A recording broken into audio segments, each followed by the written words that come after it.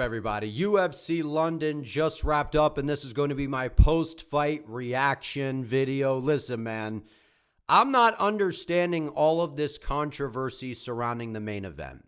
What it sounds like to me is a bunch of people who just straight up don't like Movsar Evloev, and it's almost like you're trying to find a reason to discredit the guy. Because what more do you want this dude to do?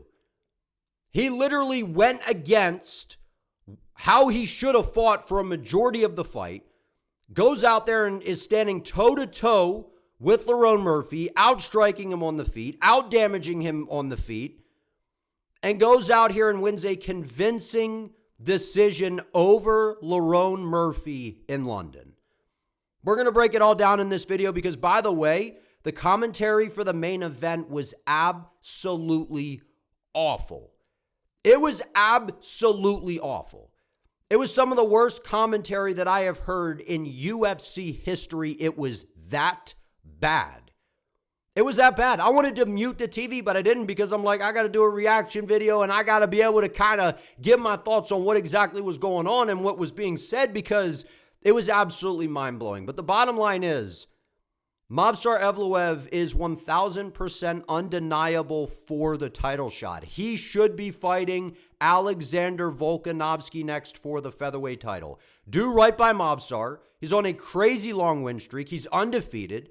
He has multiple wins over top-ranked opponents in the featherweight division. And do right by Volkanovski. Give something to Volkanovski that means something to his legacy.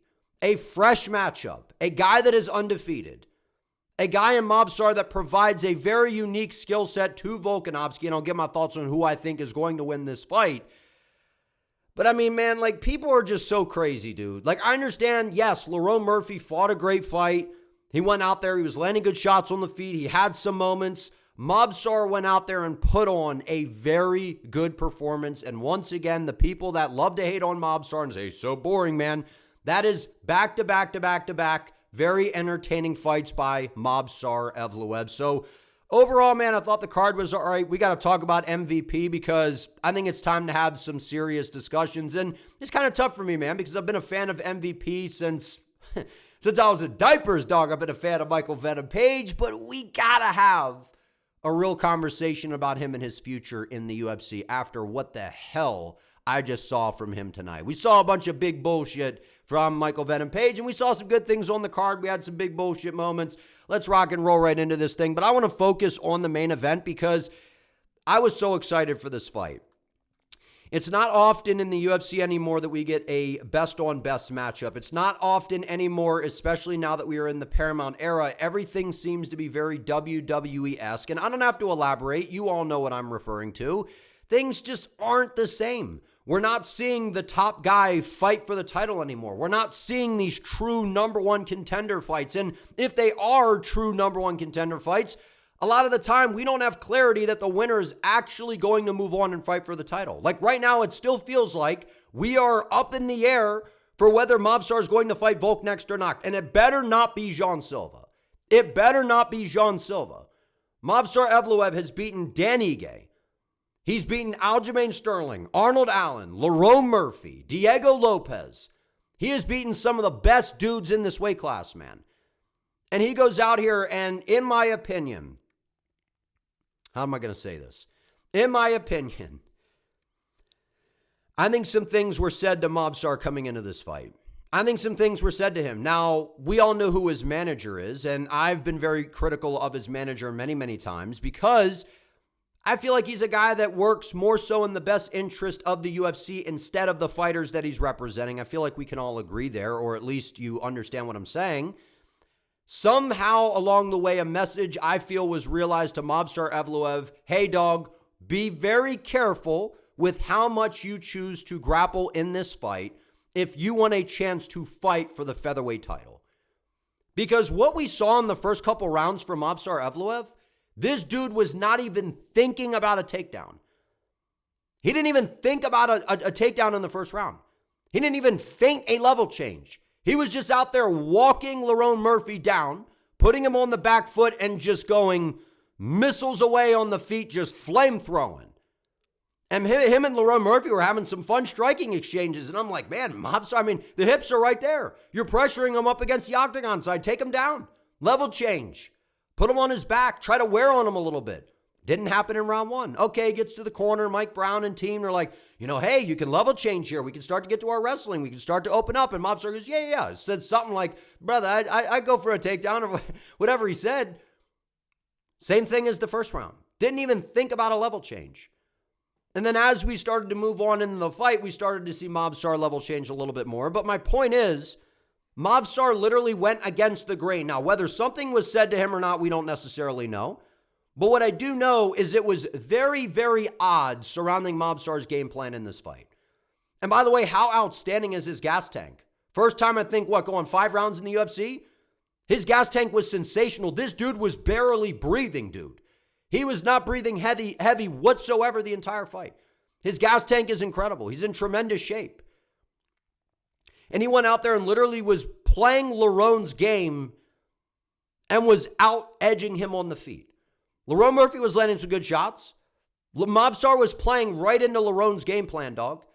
And maybe it was just Movsar. He made the decision himself where he was being advised by his team, hey, man, let's wrestle. Let's do this and that. And he's like, I got a lot of pressure here. I'm hearing the critics from the outside. I'm hearing from the UFC, kind of the way that this has all been going, what we're seeing in the UFC now with the WWE kind of antics. I need to go out here and I need to ball out. I need to be entertaining. I need to basically have a kickboxing fight with a good striker for 25 minutes. And Movsar Evloev went out there and put on a really good performance, man. And the most damning thing to me about it was you saw how dominant he was when he decided to wrestle. Lerone's takedown defense is good, man. It's definitely improved. The way he was fighting the hands, getting back to the feet. Lerone Murphy, shout out to Lerone Murphy, man. And I love the respect between these two. It's all love, man. It's all respect, and I love that. But the reality is, Movsar Evloev went out here and put on a really good performance against a very tactical, very good fighter, an undefeated Lerone Murphy. This was undefeated on undefeated, and Movsar did what he had to do to go out here and win. He was out-damaging Lerone Murphy, advancing, walking him down most of the fight. And if Movsar grappled earlier on in this fight like I thought he would, I think he would have fatigued Lerone. We saw Lerone start to slow down in the later rounds. I feel like Movsar was going to be able to get to him in the earlier rounds, slow him down, and then be able to possibly even find a TKO later in the fight. And I think if he would have done that, he probably could have TKO'd him later in the fight. Because he was landing some big shots, man. He was stinging up Lerone Murphy, putting him in some trouble. And this was a competitive fight. This was a close fight, but I thought that it was a fight that Movsar clearly won, man. People were out here crying robbery, saying that it was this, it was that. Movsar won this fight. He won the fight, man. He absolutely won the fight. And I had been saying coming into this, the winner of this fight, no matter who wins, absolutely should be fighting Alexander Volkanovski next for the title. But the bottom line is, man, the commentary, I feel like that's part of where this is coming from with the way that people are looking at this fight. The commentary, it was so bad. It was so bad. Michael Bisping literally was having people convinced that the reason Movsar is not level changing is because Lerone Murphy somehow magically developed brand new footwork, brand new elusive movement. He was just so lightning quick on the feet that Movsar could have zero chance at closing the gaps to be able to get his hands locked to take him down. He had people thinking that Lerone Murphy was Michael Venom Page on the feet with the movement and the footwork. It was just so in and out so quick that you couldn't fathom to get a hold of him for a takedown. Are you kidding me?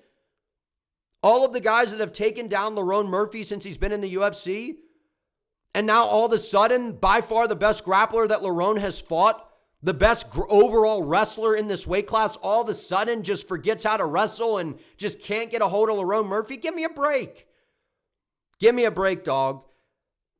The whole main event, the weight, just everything about it, it's got this fishiness to it. It's got this fishiness to it. And maybe it was Movsar just trying to prove a point, going out there. And you heard in his post-fight, by the way, he said that, like, there's no excuse. I feel like that was a shot at, look, I went out here and basically struck with a striker, outstruck him, and got the win. I didn't really grapple much in this fight. And look what I did, and I still went out here and won. So I feel like that was a little bit of a dig there. Like, hey, I'm not going to grapple too much here. I'm going to go out here and strike, try to please the fans, put myself at risk, put myself in a position to where I could probably lose this fight, possibly lose this fight. Because how many people would have thought that if Movsar went out here and I would have told you we're not going to see any grappling for over the first half of the fight, How's he going to do against Lerone Murphy? You'd probably say, well, Movsar's probably in some trouble. And I've been saying for a while now, Movsar's an underrated striker, and he goes out here and he's landing knees. He's landing kicks to the body, switching stances, getting the overhand right going, popping the jab, stepping through, throwing uppercuts in close, pressuring the heck out of Lerone Murphy. Movsar is very technical and smooth on the feet, man. He's very smooth on the feet, and he's very good. And Lerone Murphy is very good. I like both of these guys, man. I like both of these guys, and that's why I was so excited for this fight. High-level chess match, back and forth. Lerone had his moments. He was landing good kicks, good boxing. But at the end of the day, Movsar Evloev, to me, was a step ahead for most of the fight. For most of the fight, and especially in the later rounds, he just started to hit another gear, started to take over. And the wrestling was really on display late in the fight. And Lerone Murphy's takedown defense has gotten much better, and that's what I've said about Movsar. I feel like his control is a bit overrated. It's a bit overrated, and he was incorporating more ground and pound, which, again, when you're not just focusing on control and squeezing and you're trying to soften up with some ground and pound, that's going to give your opponent opportunities to bump, sweep, move, and create that space to get back to your feet. But the bottom line is, I feel like no matter what Movsar did in this fight, people are going to have something to complain about. He could have finished Lerone, and they would have said, oh, it's a fluke. He caught him with a lucky shot. Oh, he got him in a lucky submission. Oh, it's a robbery. It's this. No matter what Movsar did in this fight, people just don't like Movsar. And this was a competitive fight. I'm not saying that this was a runaway Movsar Evloev win here. But to me, it was very clear that Movsar won this fight, guys. It was damage. People are just picking and choosing what criteria to evaluate. Yes, Lerone Murphy was out there in the earlier rounds sticking and moving and could have been ahead with the tit for tat with the points. But when Movsar was landing, look at the effect it was having. He cut open Lerone. He stung him multiple times, man. So once again, Lerone Murphy, he's a very good fighter. I just figured Movsar Evloev, man, this guy's he's just been undeniable for so long, and the UFC has not given him a title shot. And you could argue that Lerone should have had a title shot by now, coming off that crazy win over Aaron Pico. Then if Aaron Pico would have beat Murphy, I could have seen the UFC just throwing Pico right in for a title shot. So I feel for both of these guys, man. I was excited for this fight. I thought it was a very good fight. It was action-packed. It was high level. It was. We got to see a lot of Movsar striking in this feat. And the way the commentary was going, it was like with Felder and Bisping. They were just everything Lerone did. They were, man, what a shot by Lerone. What a kick by Lerone. The movement, the takedown defense.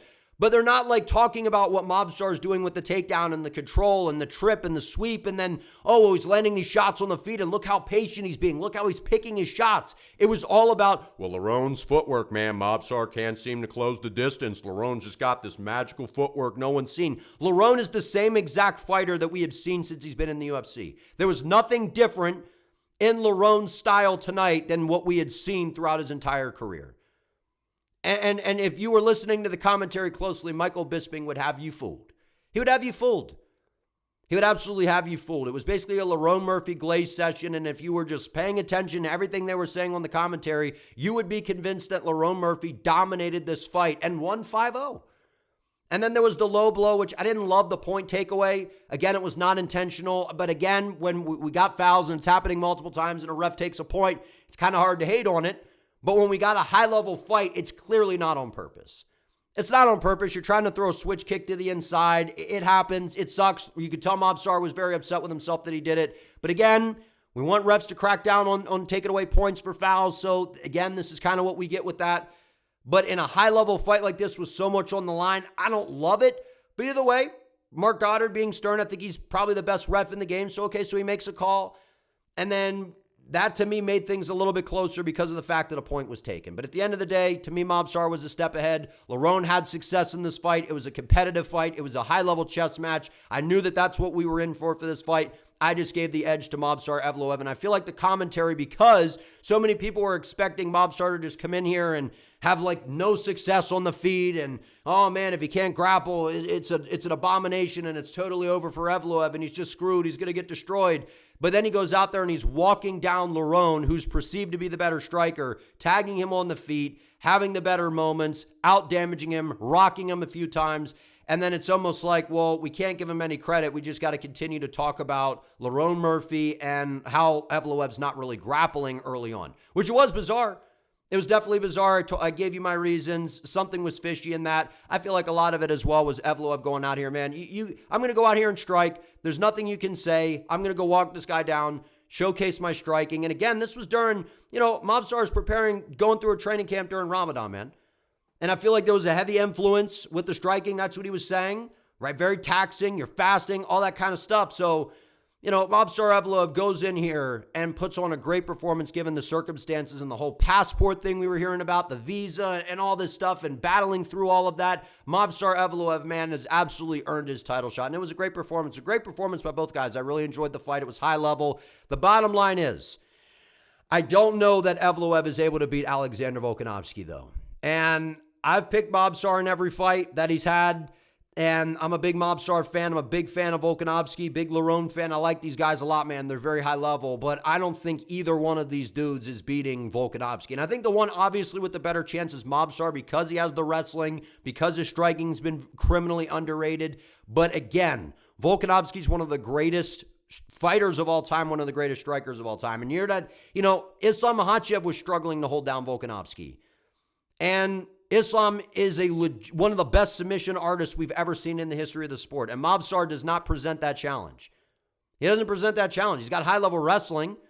He's got pretty good control, but I don't see him holding down Volkanovski on the feet. I know Volkanovski's a little bit older, but, he's still fast. He's sharp. Outstriking Diego Lopez in back-to-back fights is dang impressive, man. Dang impressive, and as good as Movsar is on the feet and as technical and smooth and underrated as he is, Diego Lopez, I feel like it's safe to say, is probably more dangerous than Movsar on the feet. And more dangerous overall in terms of the finishing ability. And I understand Movsar, to another decision, but look at the guys he's fighting. A lot of these guys, they don't get finished. They don't get finished. Arnold Allen, durable. Dan Ige, durable, up until Costa was able to KO him. Right? Aljamain Sterling, pretty durable. Lerone Murphy, durable. So I'm excited for Movsar versus Volkanovski, a best-on-best matchup. Evloev has absolutely earned the title shot. And again, Volkanovski, for me, Evloev has earned it. He's the rightful deserving guy. He's on a crazy win streak. I think, what is that, like 10 and something nuts, man. He's on like a crazy unbeaten streak.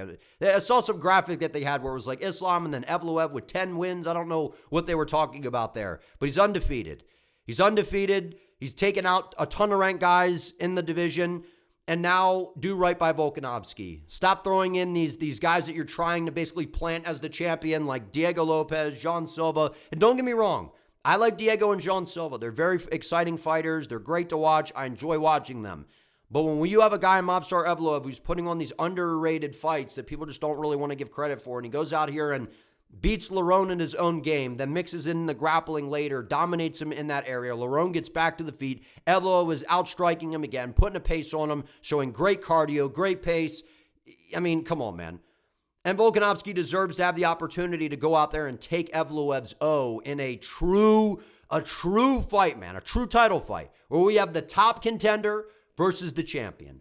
Something we don't see a lot of in the UFC anymore. So early lean, I would lean Volkanovski, though, man. I think it's a very tough stylistic matchup for Evloev, but you never know. Evloev's got a good ground game. And if he goes out there and tries to play that striking game, we know Volkanovski's a little bit older. The durability's a little bit of a question mark. And you never know. Movsar could catch him with something. You never know. There's always that chance. But what we've seen from Volk, the footwork, the takedown defense, the strength, the striking, I feel like he'd be a step ahead of Movsar on the feet. And if Movsar comes out with that same kind of game plan, it would be, I think, a rough night against Alexander Volkanovski. So I did not expect what we saw from Evloev early in the fight. I knew he would be okay on the feet. Still gave the edge to Murphy in that aspect. I was impressed from what I saw from both guys. Movsar Evloev, as I've been saying, striking, very underrated. His wrestling is very good. We need him versus Volkanovski next. That is absolutely the fight to make. Shout out to these two dudes. I enjoyed this fight. It was a high-level chess match. Give Movsar his title shot. The commentary was absolutely awful. It was awful, man. It was a Lerone Murphy glaze session. They were giving almost next to no credit to Movsar Evloev. It was absolutely terrible. Michael Bisping should be ashamed of himself with the bias on display in the main event. It was driving me nuts, man. So happy for Movsar. I'm a big fan of his and happy to, he better get the next title shot. Luke Riley, Michael Aswell. I've been singing the praises of Luke Riley, man. I think that Luke Riley is who the UFC thinks Paddy Pimblett is. This kid has serious skills. And I know people are going to say, oh, these UK prospects, and believe me, I get it. A lot of them, they kind of are a lot of hype, a lot of talk, and they don't really back it up. We saw quite a bit of that on this card. Luke Riley is one of the guys that I have a ton of confidence in. His striking is very clean. A slow starter. We saw Aswell jump out on him early. come out very aggressive. That's the time to capitalize on Luke, right? Because he's one of those, tacticians where he likes to build his reads and really start to kind of, figure out the data. But as soon as he gathers the data, it seems like you're in a ton of trouble, man. And Michael Aswell is a guy that he's very, very durable, moving forward, throwing the volume out there, tried to mix in some takedowns. Luke Riley's takedown defense is improving. He's got good footwork. And, man, his striking is crispy. His hands are clean. The technique is tight. Everything comes from where it's supposed to. That left hook is perfect, man. It's nice and tight. It's got the elbow in, ripping things nasty. The straight right hand is beautiful. And I'm high on this kid, man. And if Paddy Pimblett had Luke Riley striking, he could have beat Gaethje. He could have beat Gaethje, man. So I like Luke Riley a lot. I hope the UFC kind of slow builds him. This was a big opportunity for him. It's clear that they're high on him. They're trying to kind of push him. Hopefully they kind of slow roll it, though, because Michael Aswell, he's durable and he's a very good fighter. But we know the featherweight division, there's some savages as you start to get up to the top of that weight class that I think could potentially be some tough matchups for Luke Riley. But he's got power, clean striking, can mix it up well. The takedown defense is getting better. And the gas tank looked very good in this fight. I had some questions there because he was getting all these finishes. So, again, been picking Luke Riley in these fights, man. I got a ton of confidence in this kid. I hope the UFC slow rolls him. He's got a ton of potential. He's for real. Ton of fun to watch. I like Luke Riley. And Michael Aswell, he's an absolute savage, man. And the UFC knew what they were doing by booking this fight. Great matchup. MVP Sam Patterson. In my opinion, this fight, I would count this as a loss for both dudes. This fight, I wish I could get 15 minutes, well, plus the 3 minutes of, in between for the rounds, 1 minute apiece. So 18 minutes, I guess, right? I wish I could get back on my life. Because this was one of the worst fights in the history of just combat in general. It was terrible. And it's what I've been saying about MVP. As much as I like MVP, he's a guy that I was hyping up coming into the UFC, so I am, I guess, a little bit guilty. But what we saw from MVP in Bellator, man, Pellator, whatever, right? He was knocking out a lot of these guys because they weren't very good. They'd move forward. They just throw stuff at him, and he could make a highlight of them.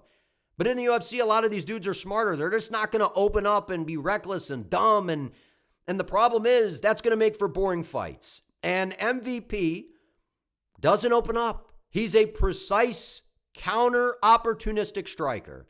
And if you don't come out there guns blazing against him, the fights are going to be boring because he's not going to open up. He's not going to open up. It's not his style. But the reality is, basically every fight that MVP has had since he's been in the UFC has pretty much been boring. Pretty much all of them. The Kevin Holland fight was decent. It was kind of him just stunning on Kevin Holland. The Sharmagomedov fight, not the best, but it was right? The Ian Gary fight, Ian took him down because MVP was tagging him up on the feet. And how good is Ian Gary, by the way? The only guy to beat MVP in the UFC.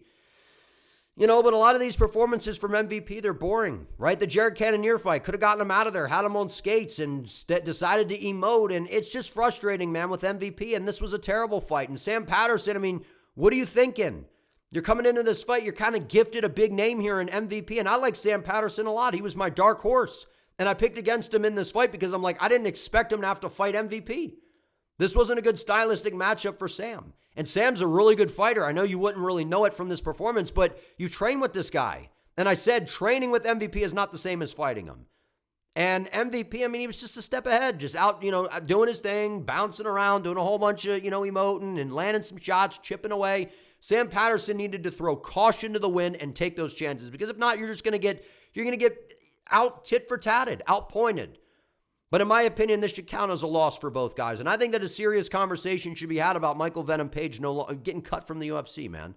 And I know that sounds crazy, but these performances are terrible. We've seen fighters get cut for performances that are, in my opinion, not as boring as MVP, but because MVP's a striker and he's got a cool walk on, he's got the persona. And listen, I like MVP, but these fights, the product that he's putting out, it's not great, man.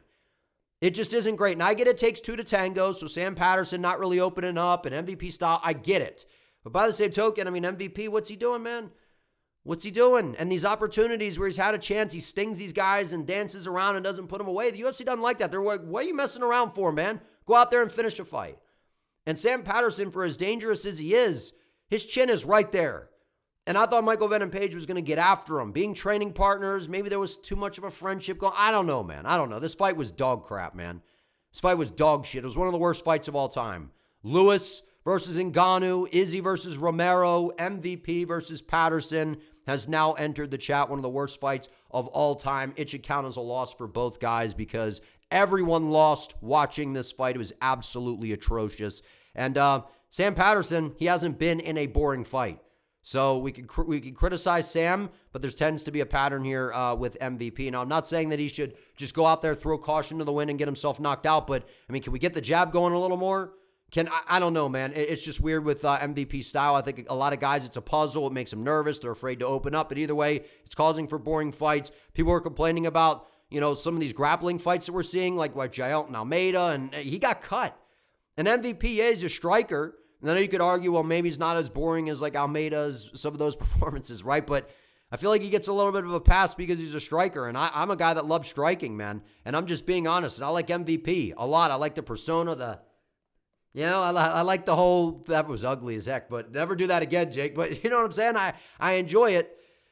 But I don't know about these performances, man. I don't know about it. I don't think the UFC will get rid of him because he's still a name, but I wouldn't be surprised if they give him a hellacious matchup against a dominant grappler next to get him kind of embarrassed in there after a performance like this. I can't imagine the UFC's happy about it.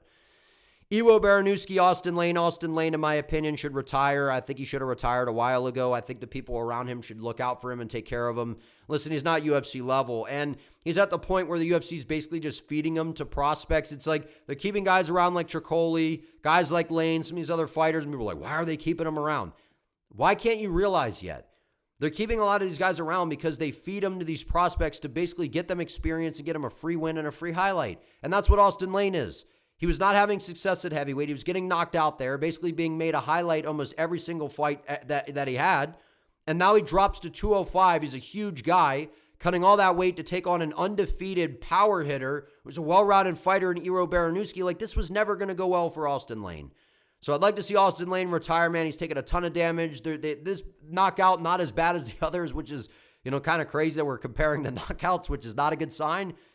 But the reality is, Austin Lane, he hasn't been UFC caliber. I know he beat Despain, just took him down, and we get Despain brothers grappling is zero. But Baranowski's for real, man. He's a guy that I've been high on. Coming into the UFC, I like what he's been doing. The crazy back-and-forth ooga-booga slugfest with Ibo Aslan, and then coming out here and putting on a nice performance against Austin Lane. This was expected. Went out there, looked like the giant favorite that he was, got the first round knockout. Good stuff by Iwo Baranowski. I feel like we all knew that was bound to happen. It was a recipe for a disaster for Lane. It's been a disaster at heavyweight, cutting down to a lighter weight class, trying to bully around smaller guys, draining yourself. It was a recipe for a nightmare, man. I didn't like it at all.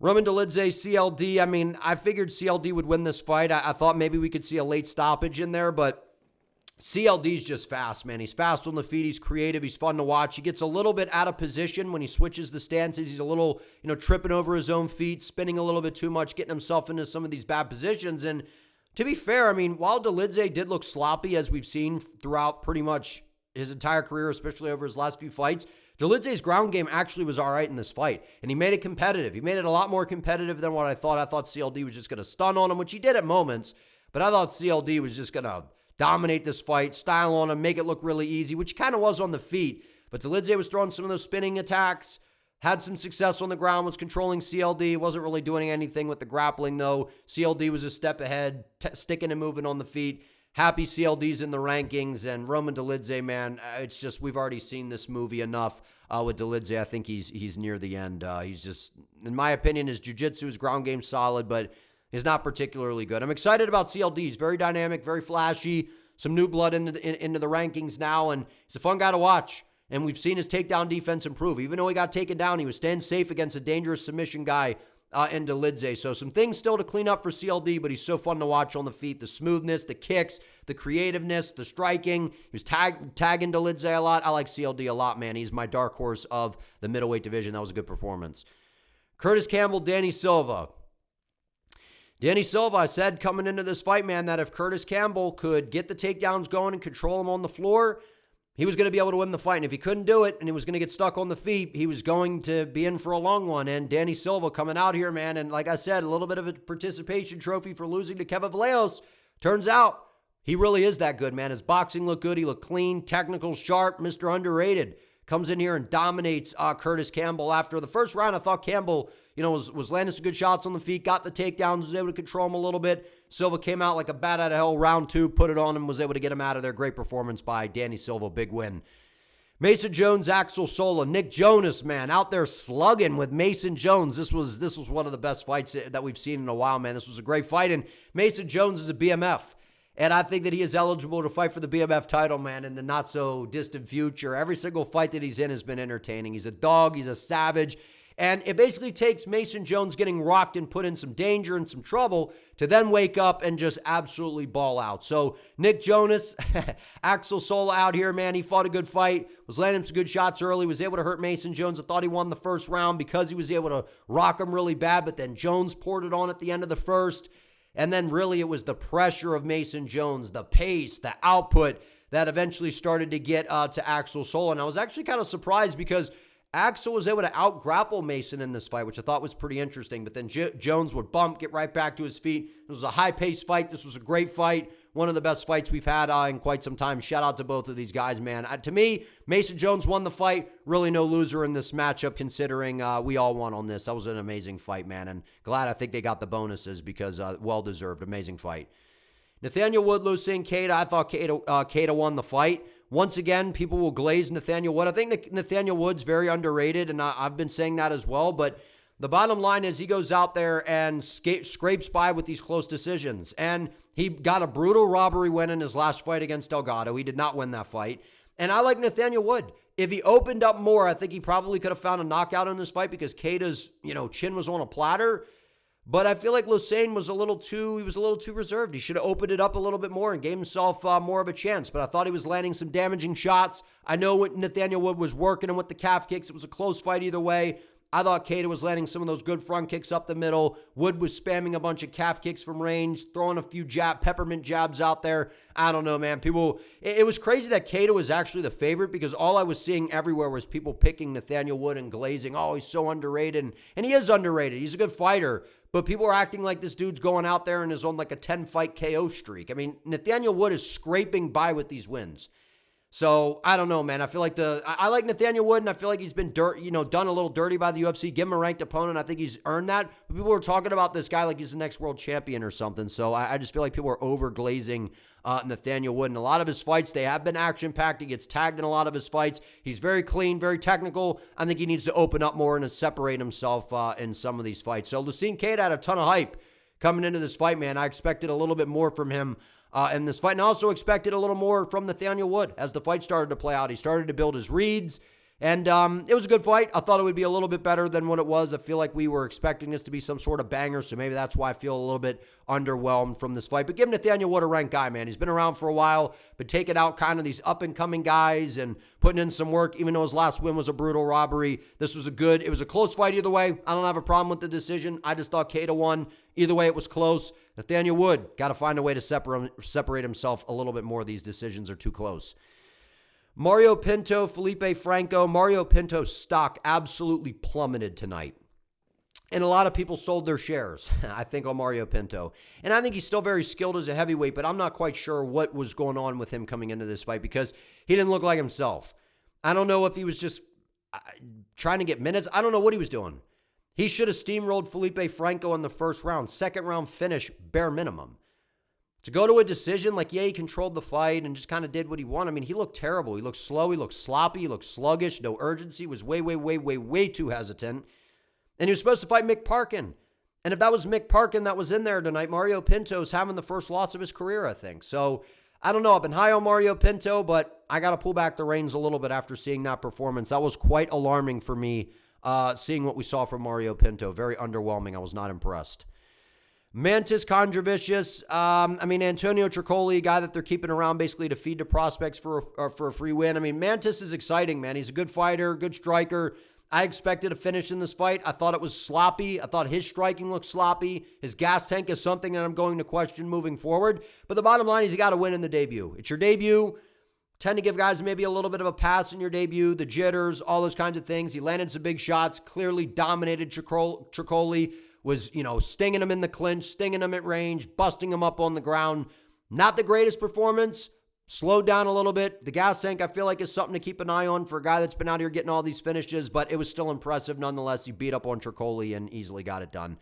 Louis Sutherland, Brando Pericic. Picked Brando to get a first-round KO, and I was a little worried because Eugene Behrman in the back, they were interviewing him, and he was like, we're telling him to be a little bit more patient, and so I was like, maybe we're going to get a second-round KO. Maybe we go to a decision, and then Sutherland comes out like a bat out of hell. Look at this physique, by the way, man. Tits McGee out here. Louis Sutherland. Just came out crashing forward, brought the fight right to Brando, landed a big right hand, but it was just the fact that Brando's takedown defense is good. He's a more technical striker on the feet. He's got power, training at CKB. Brando is not a fat blob in the heavyweight division. Think we actually have a solid prospect on our hands at heavyweight. I like Pericic. Always thought that he was going to get the KO in this fight. Great performance. Shamrock Abdul Karim Al-Sawadi. Get rid of Shamrock, man. This dude talks all this stuff, goes out there, and he does it, to be fair, his ground game is solid, and you saw him take down Abdul later in the fight. He's got a solid jiu-jitsu game. He's got some pretty good kicks as well. I don't think he's complete crap, but I do think he is kind of crap, right? When you talk that much and you shove Abdul at the weigh-ins and you're trying to do all this stuff, and you go out there and you're not biting down and really backing it up, like you just come off as clownish. And it was actually kind of nice because I had picked Shamrock to win this fight. I was back and forth, and I said if Shamrock grappled, I thought he could win, but if he didn't, he was going to get outstruck on the feet by Abdul. But then as we saw I already did my prediction video earlier in the week, but then as we saw things unfold, as the week played out, I was rooting for Abdul Karim Sawadi to get this one done. I didn't like all the antics from Shamrock. I think he's annoying. Didn't really see a lot of the stuff that he was kind of putting on social media, so it was nice to see Abdul go out there, put the heat on him, and get him out of there. Normally, I would have picked Abdul to win this fight, but I was worried about the 2-year layoff. I didn't know what was really going on there, so I had some concerns, and I felt, Shamrock losing to Nurullo Aliyev, he's a good fighter, so gave him a pass a little bit there, but it turns out Abdul Karim Al-Sawadi, while I don't think Shamrock is that good, Abdul is actually really good. He looked really good in this fight, especially after a 2-year layoff. I was impressed. Good for Abdul. Happy he got it done. Last but not least, Chanel Dyer. She's for real, man. Going out here getting a stoppage in your UFC debut.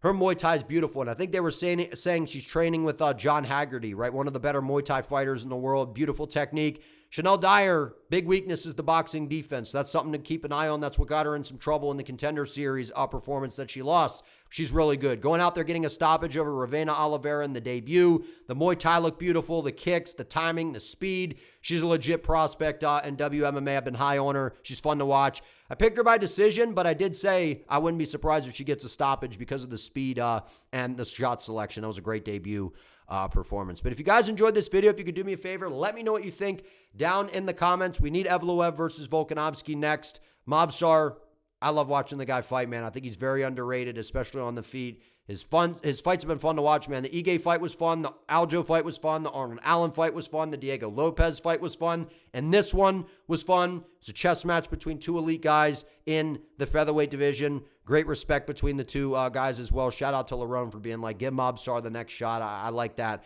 from both of these guys, man. So great fight. Overall, thought the card was all right. Maybe a little underwhelming in moments. But we got a real fight on our hands. A #1 contender versus Alexander Volkanovski. This is what we need next.